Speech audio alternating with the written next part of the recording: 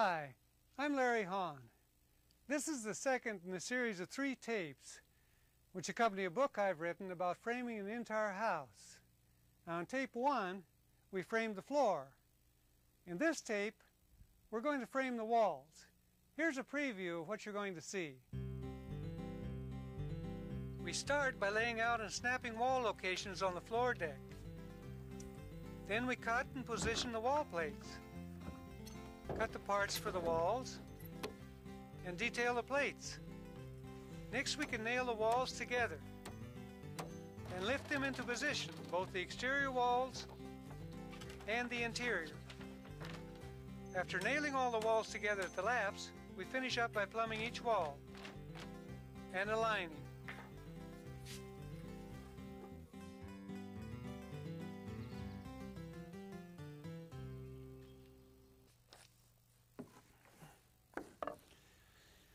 Well, it's nice to have the floor down. Once the floor is down, we know we don't have to work down in the dirt and the mud anymore. And now we know that it won't be long before we have walls standing up here. To get to that stage, we have to do some layout. Now, layout's the process of taking these wall lines that we see here on the blueprint and transferring them out to the floor. We do that by means of a chalk line. Now, layout really is simple, but I know from looking at a blueprint and seeing all of these lines out here, people say, wow, that looks difficult, but it really isn't. Here's how we do it.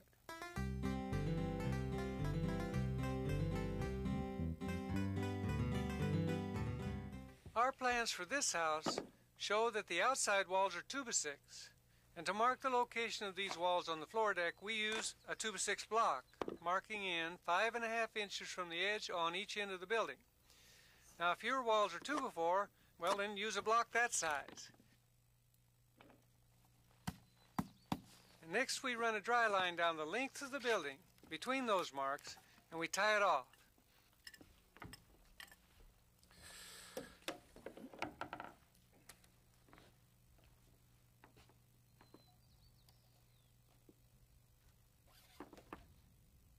We mark near the center of the dry line so we can snap the line in 2 sections. Now, especially on long buildings, this helps to ensure that our line will be straight. On shorter runs, you can just use your chalk line.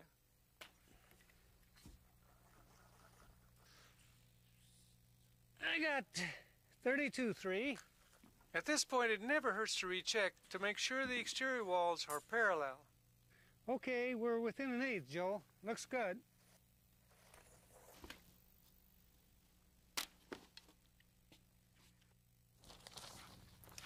We need to start with a long through wall, Larry, which is this one, and it's 17.3 outside the center. Okay, let's do it. Okay, we're at the edge of the building. Go ahead and mark. 17.3 center of the wall, add 1 3/4 inches to the edge, mark it, put an X on the side that the plate falls on. That's it. On our plans, the measurement for this wall is from the outside of the building to the center of a 2x4 wall. We snap the edge of the wall by measuring out 1 3/4 inches more from the center line. Okay, Joe, that first wall is 12 foot 7 in, from the outside of the building to the center of that through wall. So Joe measures out 12/7 to the center of the wall, adds 1 3/4 inches to the edge of the 2x4 wall plate, and then he drives an awl at that point. Now he can continue on and mark for the next wall.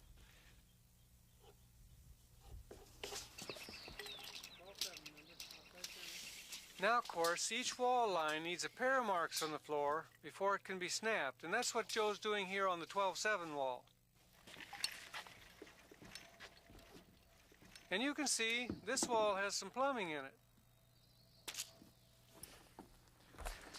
Joe's laying out a bathroom wall here. Most of our interior walls are 2x4. This one's got a lot of plumbing in it, so we'll make that one 2x6. And just so we don't forget, Joe marks it right on the floor. When we lay out a building, we typically lay out the long walls first, and then the short ones, like this short bathroom wall. Now it's important to keep your plans handy so you can refer to them often. Accuracy at this stage makes the work that follows a lot easier. 16'6", 1, 2, 16'3 1/4. I'm coming out.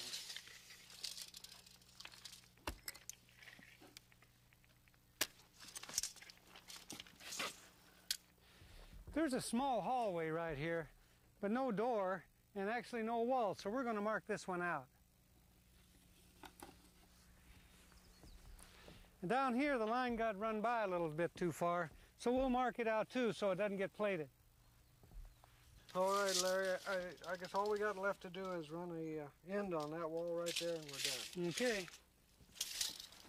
What Joe means by running an end is marking where a wall stops, and we note that very clearly on the floor.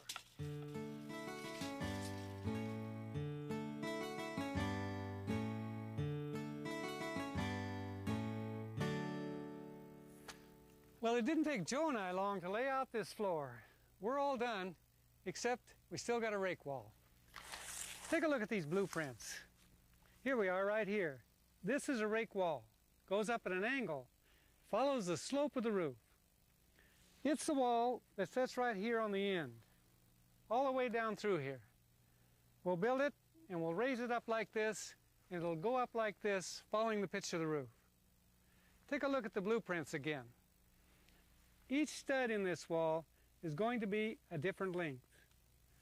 In order for Joe and I to build this wall, we're going to lay it out on the floor full scale.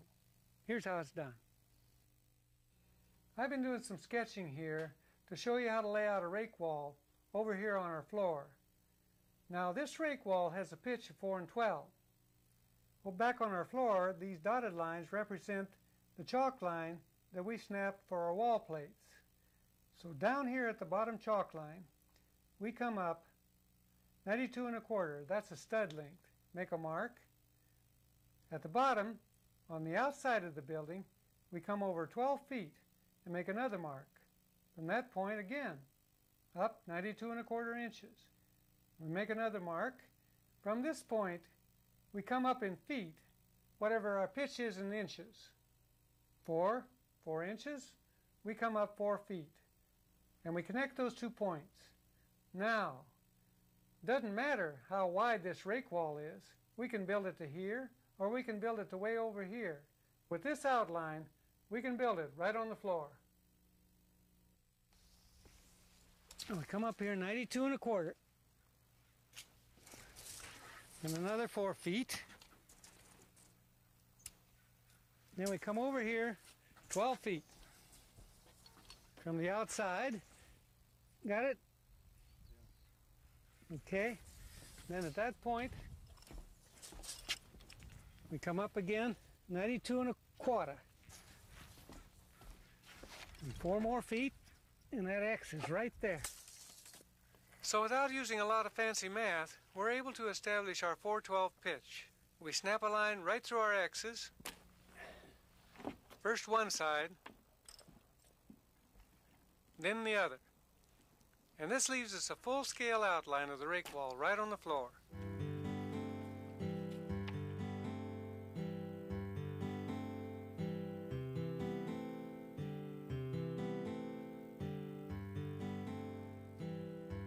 Well, Joe and I have all these wall lines snapped out on the floor, so we're ready to start plating. Plates are the tops and the bottoms of walls. The important thing to remember is that these plates need to be put down in a certain order. If we put them down in the right order, then framing walls is going to be a lot easier. So let's take a look how we do that. Actually, it's quite easy. Here we have a model of our floor. And what we've done is we've taken these outside walls, these long outside walls, and we've run them all the way through, from outside to outside. We call these walls through walls. Here, at the width of the building now, these walls butt into the through walls. So we call these walls butt walls. We have them here, here, here, and here. If you plate like we have it here, you're going to find that wall framing is a whole lot easier. Here on this model, I want to show you an example of how not to plate. You'll notice that none of these plates run all the way through. They run through on one end, but here, on this end, it butts into its neighbor.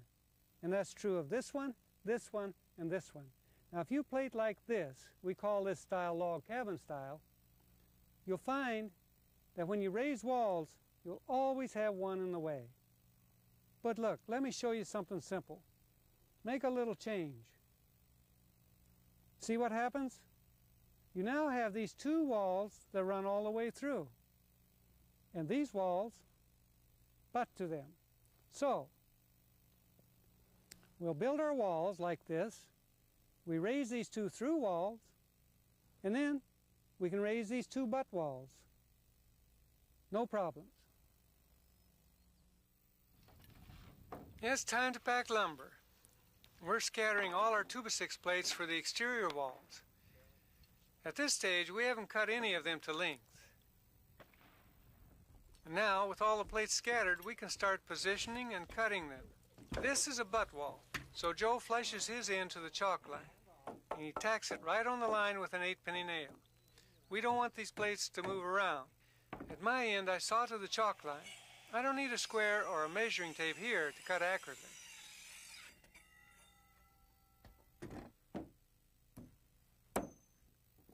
Here's the top plate. It's got the same length as the bottom plate, and it tacks right on top of it.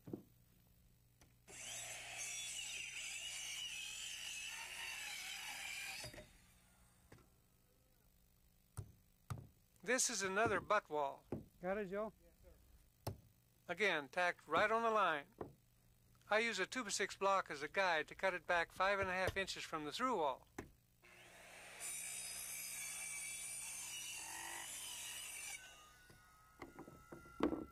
We just keep working our way around the building, positioning,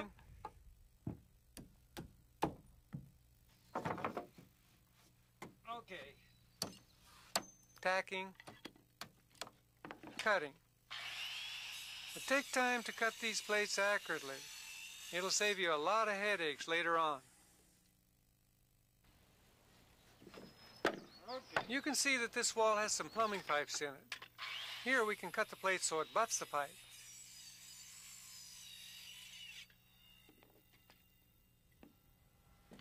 Out here in the center, we'll notch our plate to fit around these pipes. In colder parts of the country now, the code may require you to fill these holes with insulation. And here, this top plate can't be tacked on top of the bottom plate because the pipes are in the way. So we just tack it on the side. Now it's ready for layout. Here at the end of the building, another way of tacking a top plate in place. We can set it on edge and toenail it to the bottom plate. Here on the other side of the house, we tack two pieces of plate at each end. Where they lap in the middle, we can cut it by eye.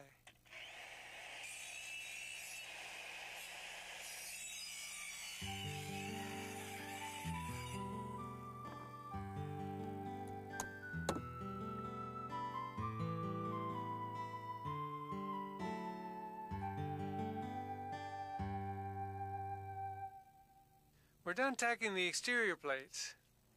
Now it's time to pack and position the 2x4 interior plates.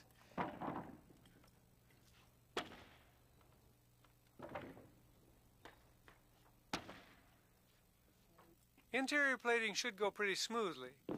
Just make sure to snug the plates tight to the exterior walls.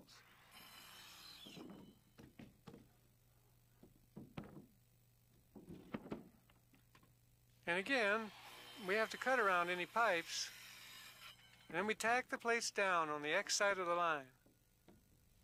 Tacking the wall plates down is important because we keep butting the wall plates into each other. I want them nailed down sometime when you get them out. Yeah, so I'll just go ahead and cut.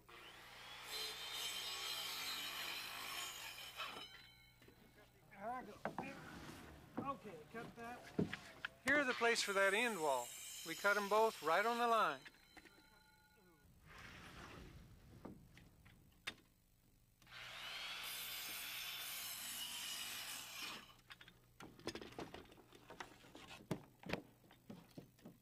that's what we do. We just keep working our way around, plating the long walls first, generally, and then filling in the short wall.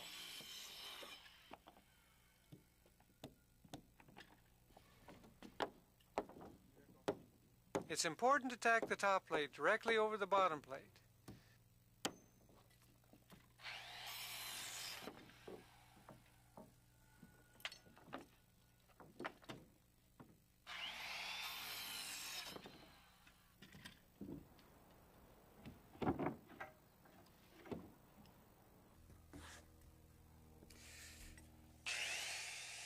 You probably noticed that I've been doing all the cutting and Joe does most of the nailing.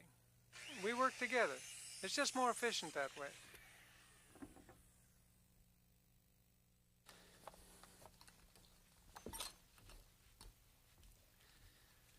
Well, Joe and I are moving right along.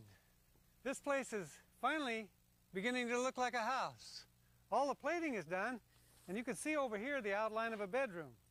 Here's a bathroom. And back over here in this corner, another bedroom, and I'm standing right in the middle of a hall. We've done what we wanted to do. We took the wall outlines from the blueprints and we transferred them down here to the floor. One other thing I want you to notice as you look at these rooms, you'll see over here, there's not a doorway and there's not a window in the place.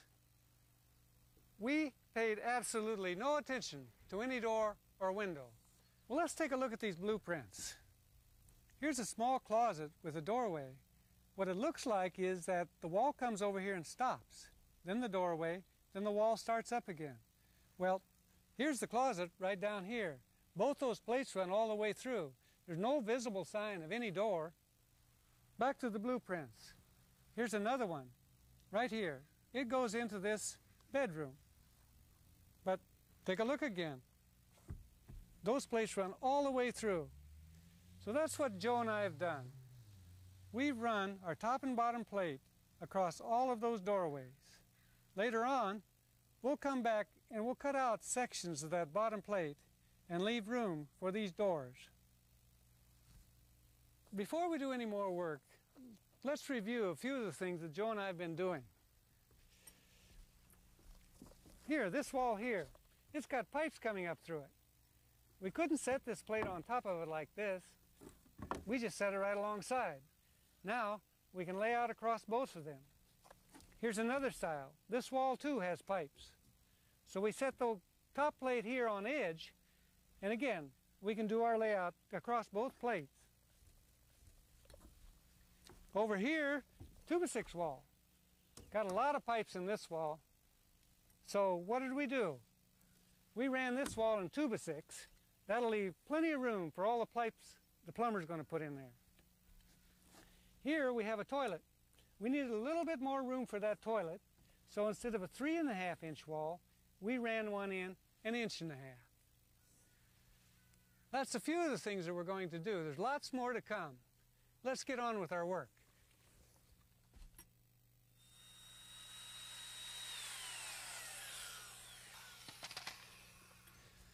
Joe and I have finished plating up there on the wooden floor. Now we're down here on this concrete slab. And there's a couple of differences. One is, when you're plating on a slab, use this treated wood. The second is, we've got bolts in this foundation. These bolts secure this plate down to the foundation. We've got some holes to drill here. So how do we do it? Well, fairly simple. We just measured over here 3.5 inches, and we snapped a line all the way through. Then, here's the important part. Take this bottom plate and set it right on the line. Now, we don't have to use a square and a tape measure to mark where this bolt hole goes. We've got a simple tool here. This is a homemade one out of a plate strap. And you'll see where it goes up against the bolt to this pin is 3.5 inches. So that's what we do. We set it right on that bolt, and then we mark it. Right there's where we're going to drill that hole. Now, if you don't like that tool, you can try this one. You can buy this one commercially. It's made the same way. This notch here goes against the bolt, and the pin marks the hole. This one's for 2x4 plate. This pin's for 2x6 plate.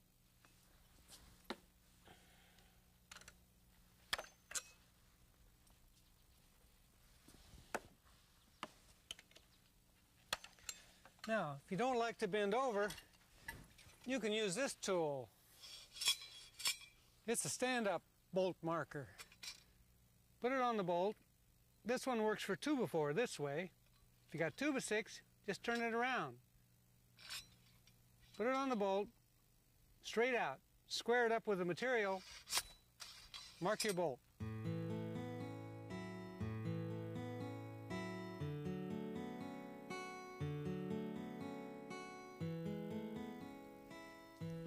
Well, Joe and I have all our plating done up there on the main floor. You know, we're almost ready to start framing. But before we do that, we built a couple of model walls down here, and we want to show you in detail what it is we're going to build. Over here, we have a 2x4 wall. And over here, a 2x6 wall. They're both exterior walls, and they're both framed exactly the same.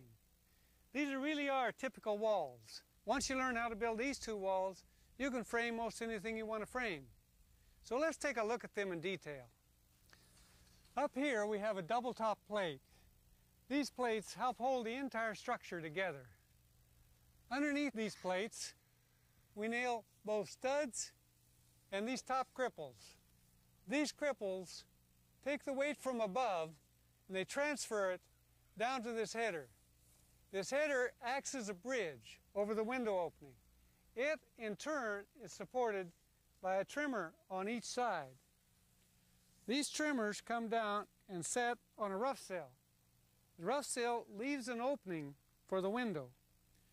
The rough sill is kept to the proper height by the bottom cripples. The bottom cripples go on down to the bottom plate.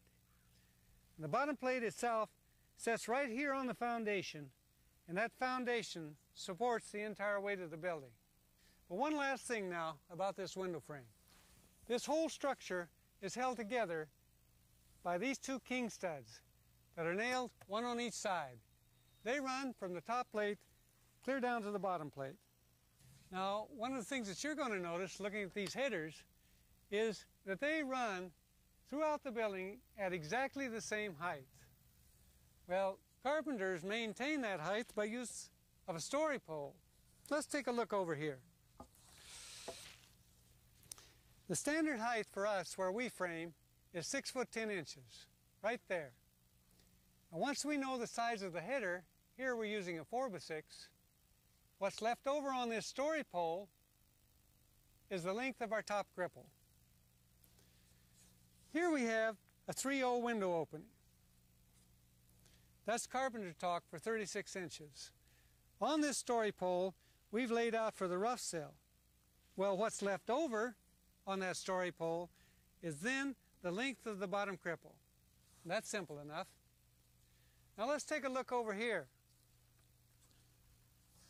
What if we use a 4x12 for a header? Take a look.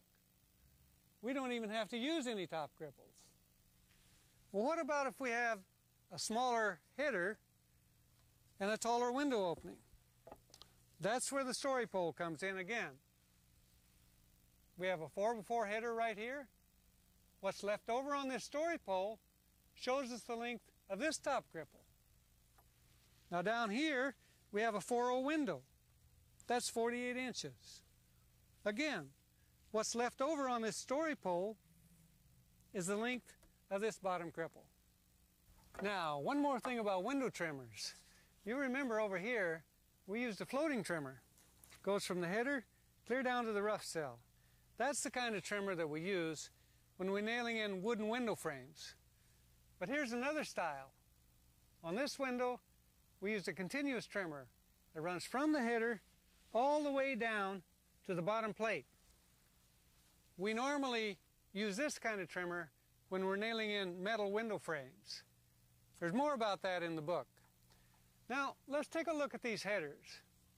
It's pretty obvious that this header is one piece of wood, but that's not the only way to deal with headers. Over here, we took two pieces of 2x6, And in between those two, we sandwiched a 1/2-inch piece of plywood and we spiked it all together. So what about a 2x6 wall? What do we do then? Well, here's an easy solution. On this window, we just laid this 4x6 flat, and it works fine. Over here, we had a much larger opening. So we set our 4x6 up on edge, nailed on a 2-inch piece of furring that'll allow us to nail on our drywall, and that works fine. So now let's take a look at corners and channels. Well, here at the corner is one place we tie this building together, here and up on top. And I know it's hard to see what's going on there, so let me hop down on this garage slab and look at a model. Here we have a 3-stud corner, very typical. The exterior partition comes into it, this nails into the corner, and it leaves backing for drywall, both sides. Now, if both walls are 2x6, we do it a little differently. Again, a 3-stud corner with a 2x4 flat in here. Then the exterior wall comes up against that and nails together. There is a third solution to this called a 2-stud corner. You can nail a stud like this and a stud like this. That'll give backing to a wall coming into it and still leave backing for the drywall. The difference between this one and this one is that this one's stronger. The first one takes only 2 studs. At the top, we tie these walls together with a lap. We cut back the double plate on one and lap it over on the other. They go together like that and nail together with 2 16-penny nails. Now here's another place that we have to nail our walls together. But this is a little bit different situation. This is an interior partition that nails into an exterior wall. Let's take a look at our model. Our exterior wall has 3 studs like this. They form what we call a channel. To that is nailed the interior partition. And then on both sides, we have backing for our drywall. At the top, where the plates come together, we left a gap in the exterior wall, and on the interior partition, we left it lap over. These two go together like this, and then you nail down through the top with 16-penny nails.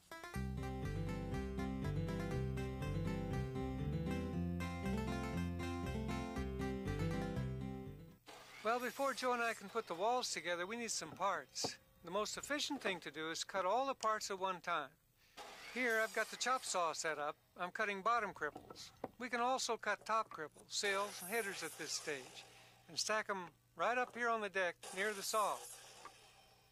When you're cutting thick headers, it's handy to have a circular saw this big, but you could also use a radial arm saw or make 2 cuts with a smaller saw. Here I'm cutting the rough sails, and as you can see, I've got the window dimension marked right on the sill. That makes it easy to look at the plans and find where each header goes. And for now, I just tack each sill to its header.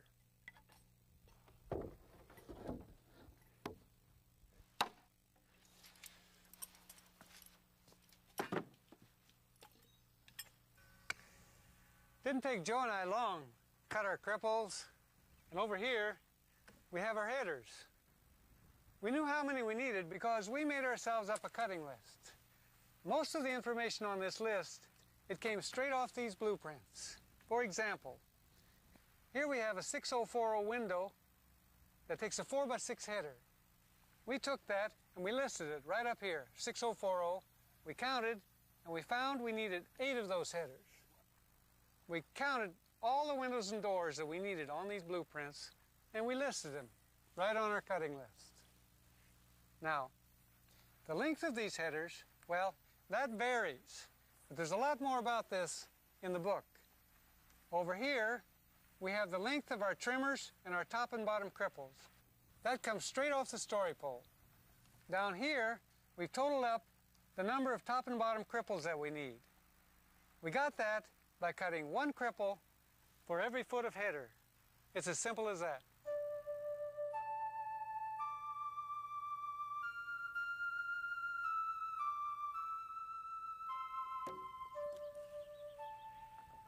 The next thing we do is scatter all our headers.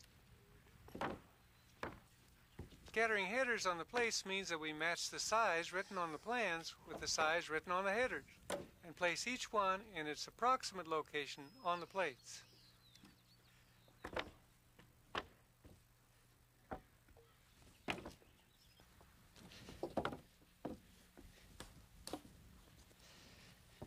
Well, that's the last of the headers. Now we're going to start a new process, an important one. It's called detailing the plates. Now what that means is that we have a lot of marks to put on these two plates, marking the location of headers and all the studs. We have to do that before we can begin framing. First of all, we're going to start with this header, put it in place, and then we're going to mark where it goes. We call that spotting headers. Take a look here. I'm right in the middle of this bedroom, right here. And we have a 6040 header, and we note that it centers in this room. Let's show you how that's done. Take our header, shove it into the corner. Then, with the tape, we measure out of the other corner to the header. And we have 49 inches. Half of that is 24 and a half. So we come off the wall, 24 and a half inches, and we make a mark. Pick up our header, set it right on that mark, mark it like this. Then we come down, put a mark there and a mark there. King stud goes there, king stud there. This is open. Marking this end is just a little bit different because it's plated differently. We'll put our mark like that, and then all the way down those two plates. Our X goes here for our king stud, and a line goes out here to show the opening. That's it. Well, that header's spotted right in the center of the wall, but not all headers center. Let's take a look here on the blueprints. Here's another window header right in this bedroom. Now the plans show us that we spot this header 3'6" from the center of this wall to the center of this window. We'll use a measuring tape and spot that window accurately. Now let's take a look down here at a door header. Here's one in the bathroom. There's no measurement along here telling us where to spot that header. But you see this little stub wall? That means that this header spots one stud out of the corner. We do that by eyeball. Just like that.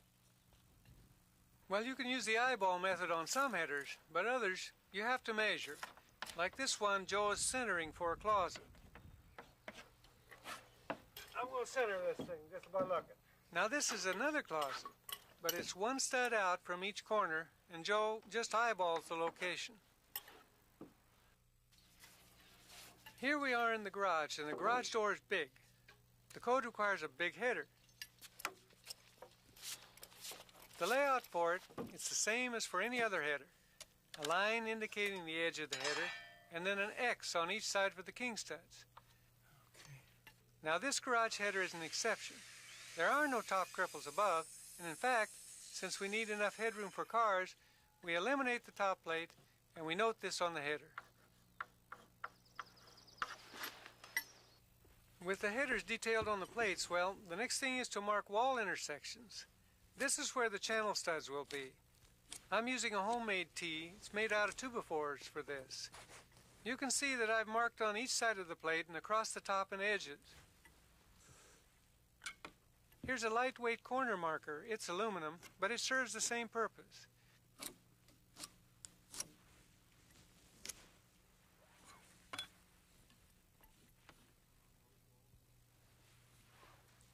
We can also use the same device to lay out our 2x6 wall. Here we are at an exterior corner. And this is an inside corner. The main thing to remember here is to make sure to mark all around. And then indicate where the partition wall will be. When you've got the plates lying flat because of plumbing, just mark one plate, extend all the lines, and then transfer the lines to the other plate.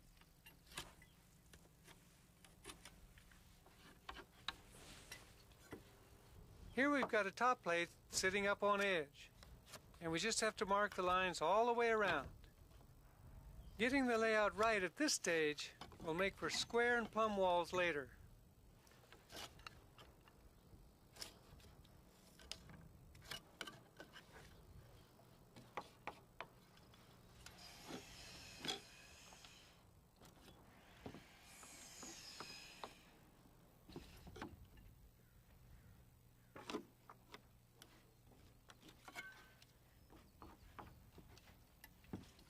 We've got all the corners and channels marked, and now Joe's laying out where extra studs and blocks are needed. In the bathrooms, we need to lay out extra studs that'll go on either side of the medicine cabinet. And we also need flat studs that'll act as backing for the bathtubs. Joe just marks these clearly on the plates.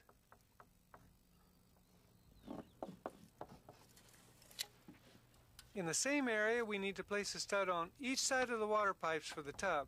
This will leave room for the plumber. The book has a lot more about this.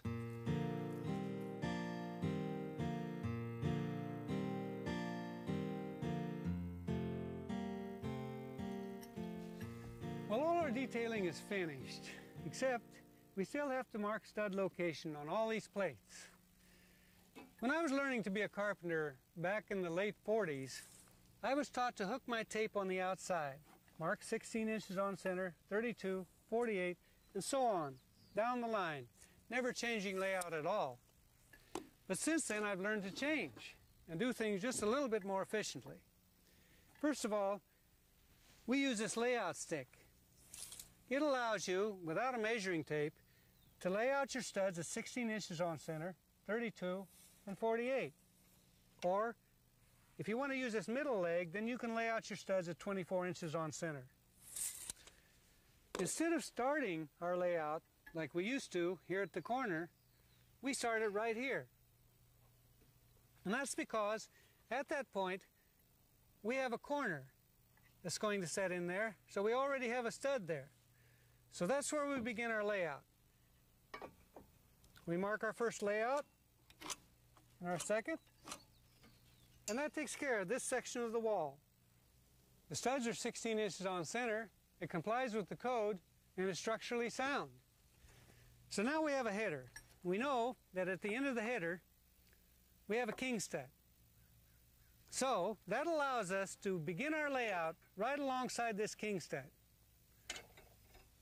We can lay out our top and bottom cripples, 16 inches on center, just like the rest of the building.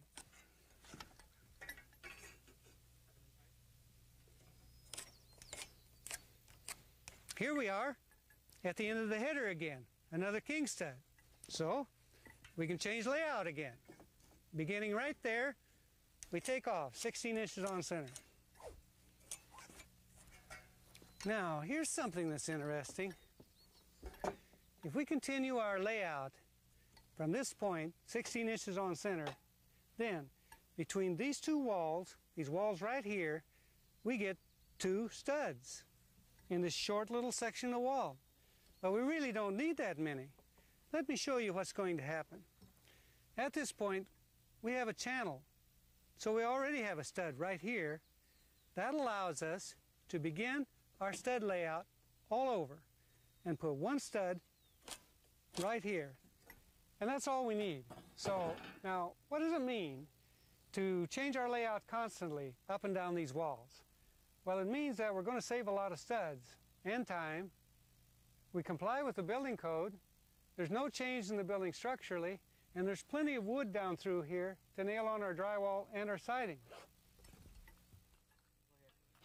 Here, Joe's laying out a section of exterior wall that has no doors or windows in it, no headers to mark, so the work goes real quickly. But here, there's a header in the way where a window's going to be, so the layout slows down a little. He has to mark the location of both the top and bottom cripples. Joe first extends his line down on the header, then marks the plates by eye.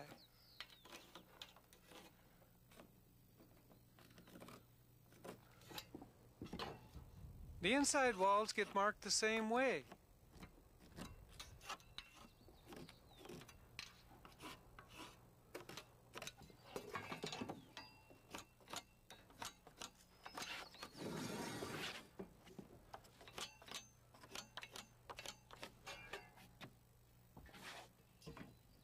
Here, he's using the long prongs so he can mark across the two flat plates at once.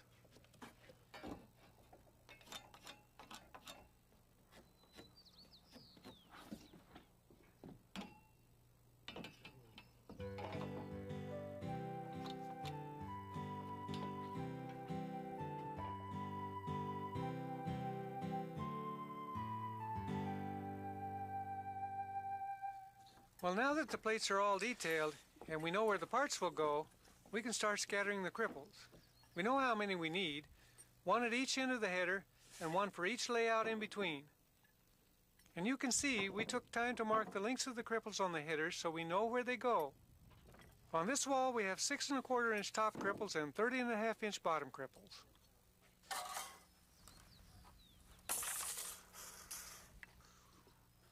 With the cripples in place, we can scatter our king studs, not haphazardly, but one at each end of every window header.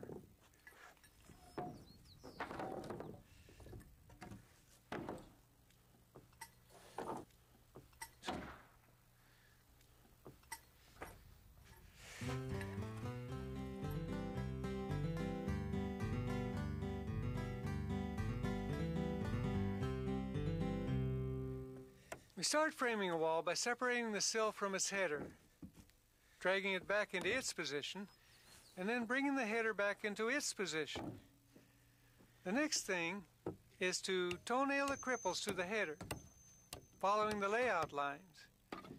We hammer in 2 8-penny nails from one side, and after they're all in position, we go back and toenail from the other side. That's the code.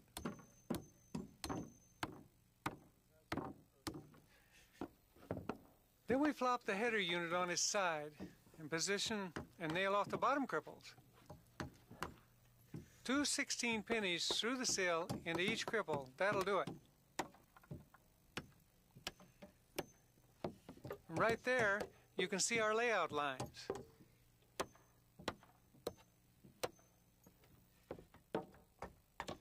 Next, the king studs get nailed on both sides, and this holds the whole window frame together.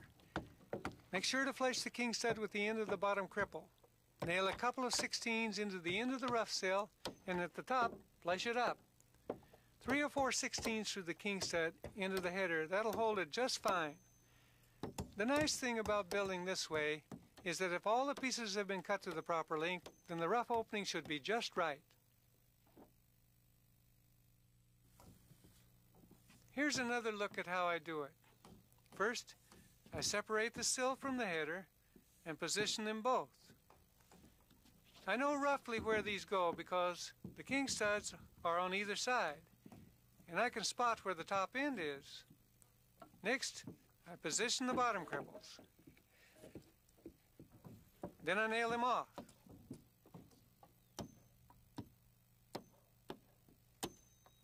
And then I do the same thing at the top.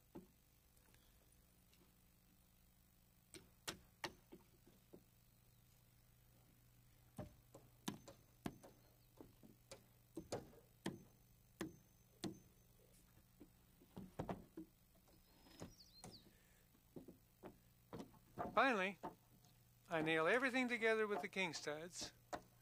Again, make sure all those ends are flush.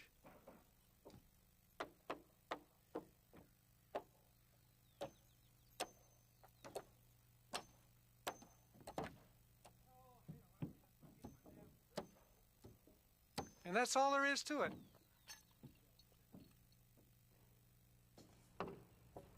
We work our way around the building nailing all these units together. And what is important is that you complete each step before starting another.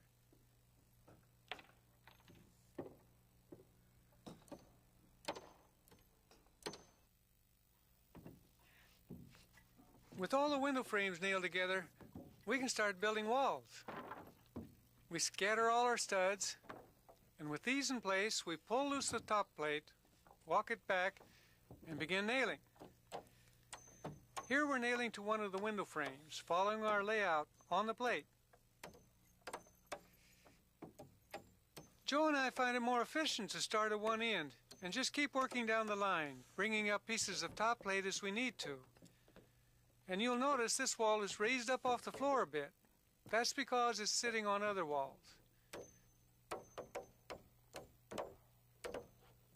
Now it's true, we're pretty fast at hand driving these 16-penny sinkers, but if you have a nail gun, you might want to use it.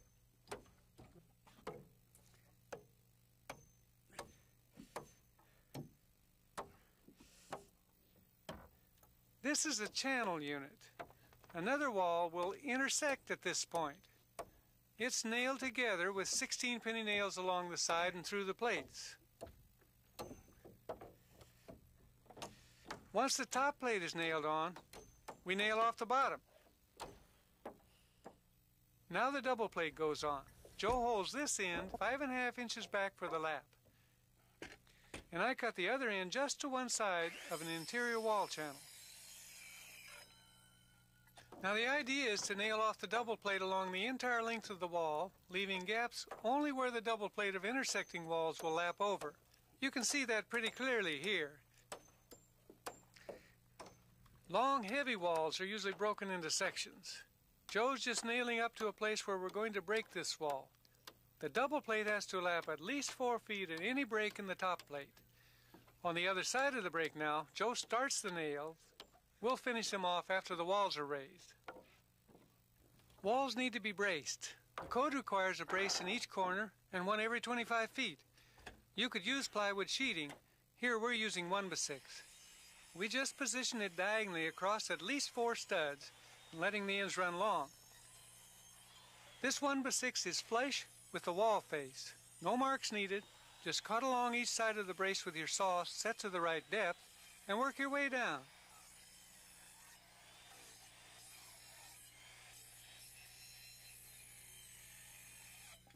Then, with the 1x6 out of the way, just lay your saw over on its side and remove the waste carefully with a plunge cut.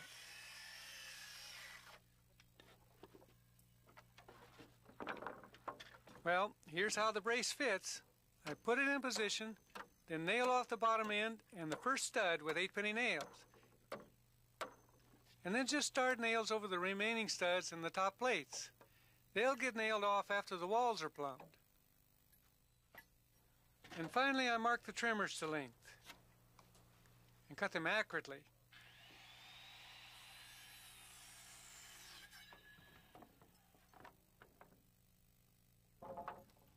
These trimmers get tacked in place with a 16-penny nail. They'll be adjusted later on when we get the windows set.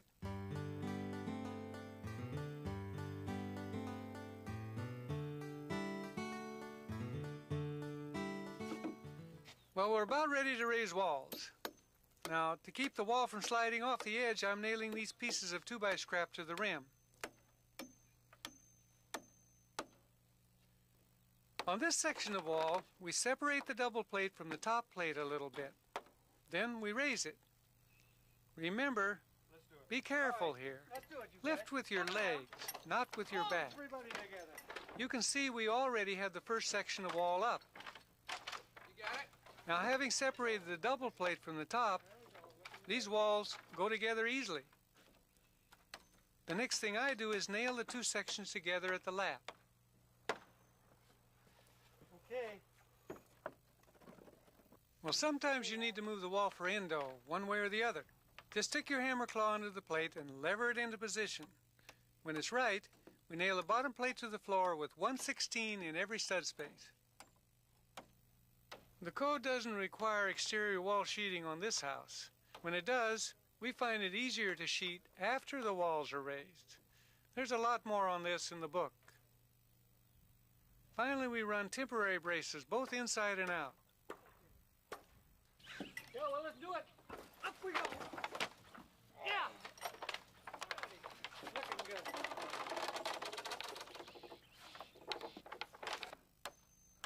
Temporary bracing on every wall is important. Nail enough braces on them so they won't fall over on you.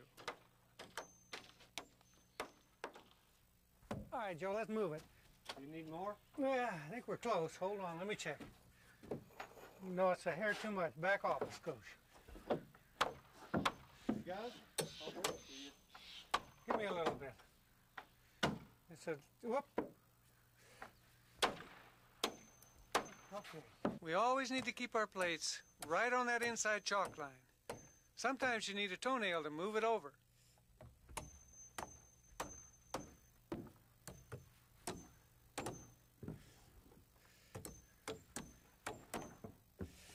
Get a hold of it. Up we go. Everybody together. Yeah. That's it. Nice and easy.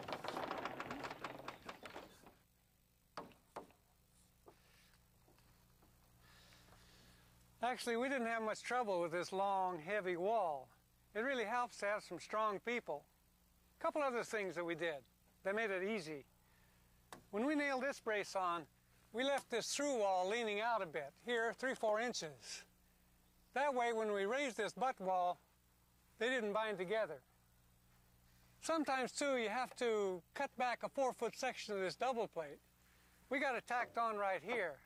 Later on, we'll nail it up on top. It laps over this through wall, and the two tie together right there at the corner. Now, if we hadn't cut this double plate back, we'd have had a problem raising this wall. Let me show you on this model wall down here. Here's the way a double plate goes. It laps over 5.5 inches on this 2x6 wall so it can tie in. Now you'll see when I raise this wall that I don't go very far before I hit this cripple. It's all bound up. If it's a short wall, then you can rack it like this and you can get by. But this wall we just raised was a butt wall running from through wall to through wall. So we couldn't do that. That's why we had to cut out a section of this double plate and then erase easy. It's time now to nail this corner together. What we want is this top plate of the butt wall to join tightly with the top plate of this through wall. Well, that's going to be pretty easy because when we nailed in this stud, we held it back from the top plate about 1/4 of an inch right here. This allows these two plates to join tightly together.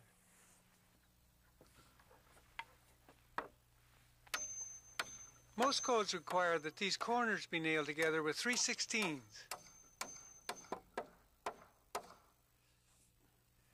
As we continue framing, we have to tear off these temporary braces. We knock it loose at that lower end, and then you can use your hammer As a fulcrum. It'll pop right off of there like that. We've got most of the exterior walls up, and we're building the interior ones. We frame and brace them in the same way as the exterior walls.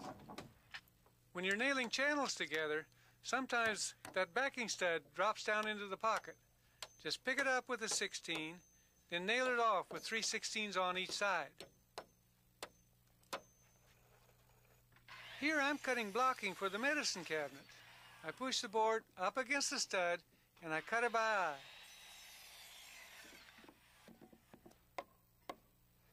And then I nail the blocks at the right height. There's more on this in the book.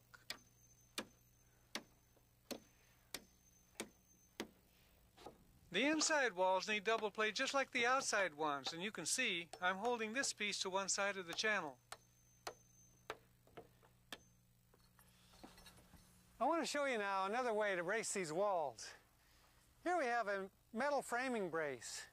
It forms an angle, and we have holes here in it to nail it off. We lay it down on our wall diagonally, and we make a mark on the top plates and on each stud. Then it's simply a matter of making a saw kerf along the line, the depth of the brace, snaking the brace into that kerf, nailing it permanently at the bottom and holding it temporarily here at the top with a bent nail. These metal braces are a good alternative. Way back. We build as many walls as we can at one time and then we raise them. Walls are always built and raised in a certain order. I'd like to be able to tell you what that order is, but each house is different. In general, we try to raise the long walls first, but in reality, it's one of those things you have to learn by doing. Let's go gently with this thing now. Let's pull it, again, we pull it back away, just lift it. There we go. We got some backing off to you, okay? Picking it up and backing it off. Now it's just a matter of fitting them all together. That's got her. signed, sealed, and delivered. We gotta slide this one in a ways, huh?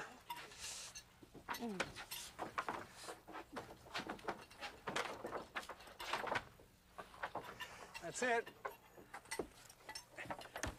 Up we go. The thing to realize here is that because these plates were fitted tightly together on the floor, they'll fit tightly now that they're raised.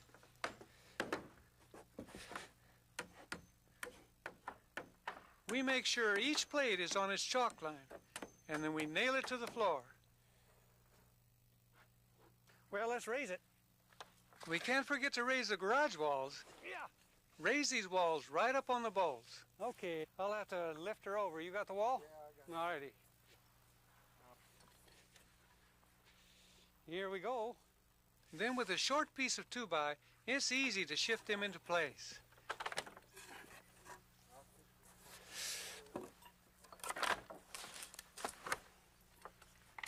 Crank her down.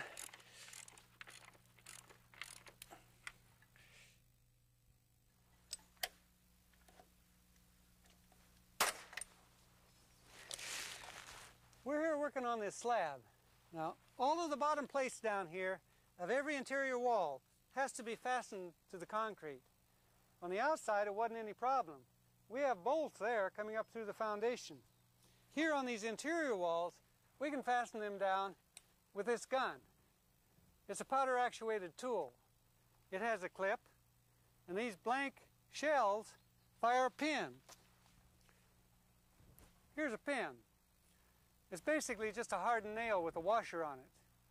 We load that gun by pulling the barrel forward, just like that, shoving it back. Then this pin goes in the end of the barrel, and it's ready to fire. It's important to remember that this is a firearm, and it needs to be treated with respect. Matter of fact, if you're working on a construction site, you need to have a license to operate this tool. So be careful of it. Protect others. And look out for yourself too. Wear protective lenses and put these on your ears.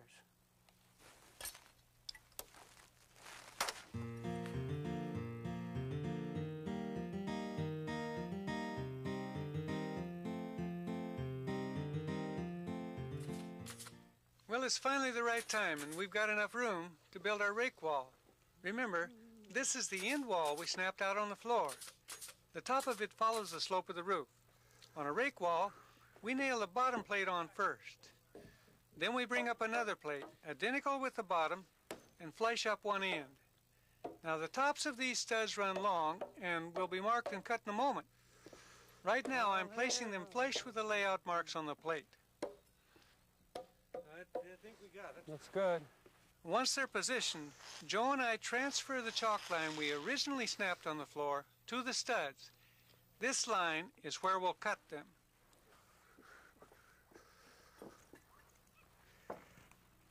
Then with our saw set at 18.5 degrees, we cut one end of the top plate to the angle of the roof slope. We butt that in to the through wall and lay the plate right on that chalk line. We mark a square cut on the other end, then place and cut the shorter rake plate. At the ridge, we leave a gap between the plates for a beam. Now, since the top ends of the studs are in their correct position, I can sight down and run a layout on this plate.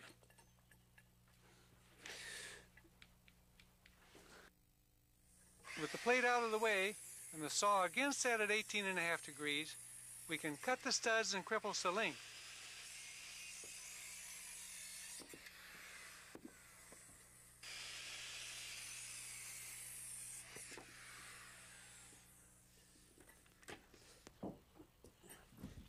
Then the plate gets nailed on.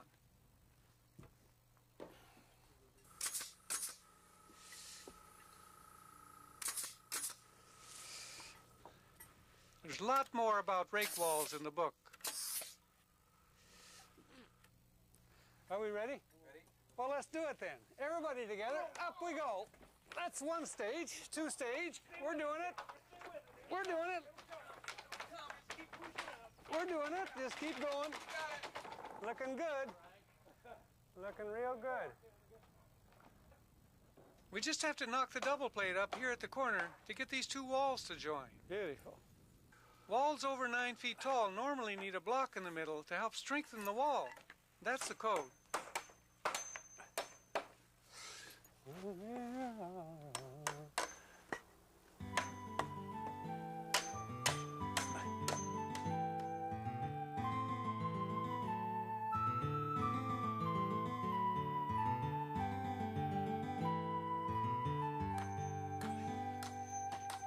Well, we're now nailing off where our double plates lap at the corners and channels.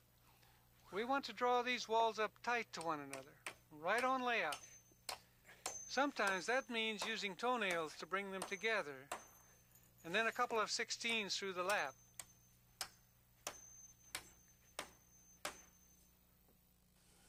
Here it is again. This is what we do with the toenail.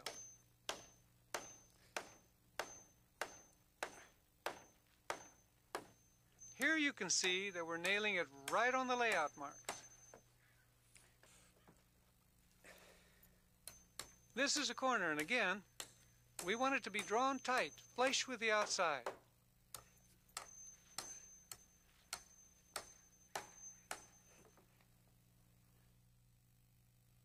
Here in the odds and ends category, often you have to use a plate strap to tie one wall to another.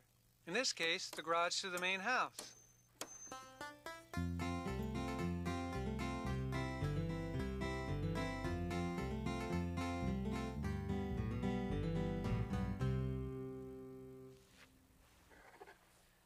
We're ready to plumb our building.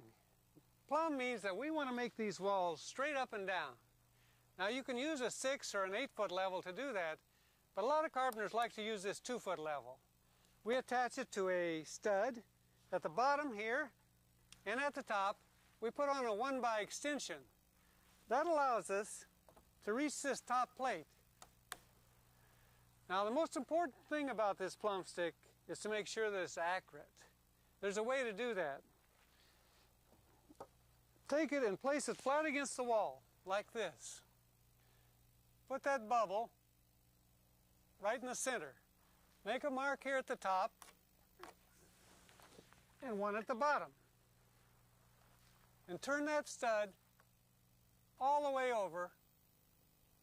Put it right on those marks. And check your plumb stick. This one's right on. But a lot of times it's not. A lot of times this level gets beat up, or the plumb stick itself is bent. So what you can do is loosen the level a little bit. Take a wedge, slip it in here at the top, like that, or another one maybe down at the bottom. It depends on which way the stick has to move. Put your tape back on and check it again. It may take 2 or 3 times to get this plumb stick accurate, but the important thing to know is that even though you have a bad level and a bowed stud, you can get it accurate.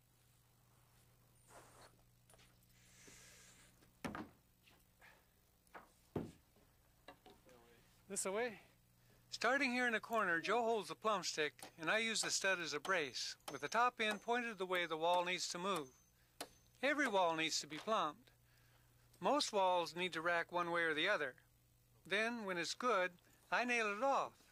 On this wall, I'm using a 1x6 push stick to rack the wall. The bottom end of it is cut at an angle so it can dig into the floor. Got her? I'm going to nail her off. Once Joe tells me the wall is plumb, I can nail off the braces. This way. That way? Yeah. Okay.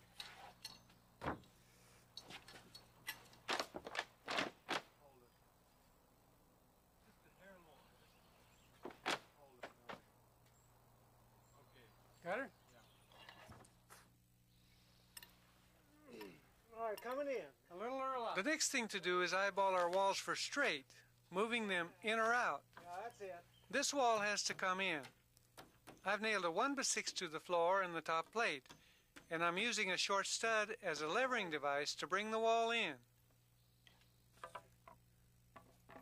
Out here in the garage, the walls have to be straightened, but there's no wood floor to nail into. So I extend a 2x out from the wall plate that I can nail my brace to. Push the wall out a little bit. Got her. It's also important that the header over the garage door is straight. So while Joe sights, I run 2x to the opposite wall plate and again use a levering device. When everything is good, we let in a 2x4 brace to keep the garage corner square and the header straight.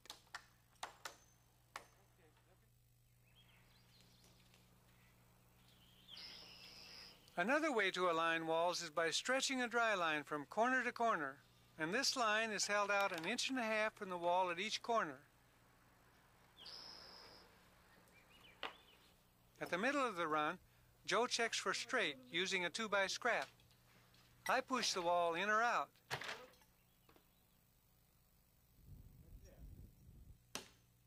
When it's good, we nail the brace.